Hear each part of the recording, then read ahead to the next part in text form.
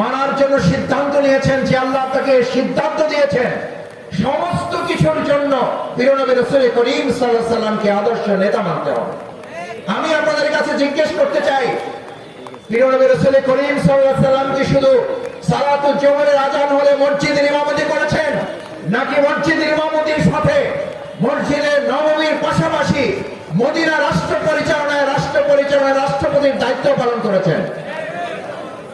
আজ আমরা যদি বাউফলে এরকম সিদ্ধান্ত নিতে পারি যে আমাদের এমন একজন বাউফলের নেতা হবেন, এমন একজন ইউনিয়ন পরিষদের নেতা হবেন, এমন একজন মেম্বার হবেন, এমন একজন মেয়র হবেন, এমন একজন উপজেলা চেয়ারম্যান হবেন, এমন একজন উপজেলা ভাইস চেয়ারম্যান হবেন, এমন একজন মহিলা ভাইস চেয়ারম্যান হবেন, এমন একজন দায়িত্বপালন জনপ্রতিনিধি হবেন, যিনি মসজিদের ইমামতিও করতে পারবেন, যিনি বাউফলের সংসদ পরিচালনা করতে পারবেন, যিনি মেম্বার পরিচালনা করতে পারবেন, ইউনিয়ন কার্যালয় পরিচালনা করতে পারবেন, কাউন্সিলর পরিচালনা করতে পারবেন, পৌর মেয়রের দায়িত্ব পালন করতে পারবেন।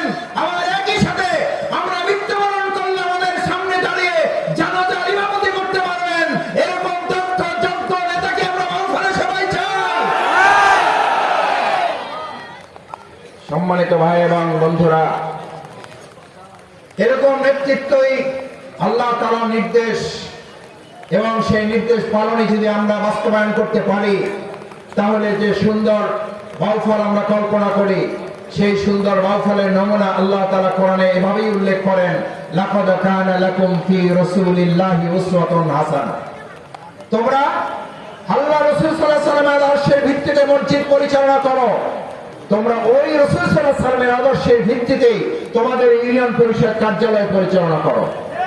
আমি আপনাদের কাছে জানতে চাই, সম্মানিত ভাই এবং বন্ধুগণ, আমার শ্রদ্ধাভাজন পিতৃতুল্য মুরব্বিয়ানে কেরাম, আমার কলিজার টুকরা সন্তান তুল্য তরুণ যুবক ছাত্র ভাইয়েরা, আমার এই ইউনিয়ন পরিষদ কার্যালয় যদি আন্দোলনের ভিত্তিতে পরিচালিত হয়, তাহলে কোন নেতা নেত্রী এখানে ইউনিয়ন পরিষদের চেয়ারম্যানের কাছে এসে তার কোন কাজ পাওয়ার জন্য, তার কোন ন্যায্য অধিকার পাওয়ার জন্য এখানে তদবির করতে হবে না, গ্রুপিং হবে না, মারামারি হবে না, চাঁদা দাবি করা যাবে না, কোন অন্যায় অধিকার বাস্তবায়ন এখানে এই কার্যালয়ে হতে দেওয়া যায় না।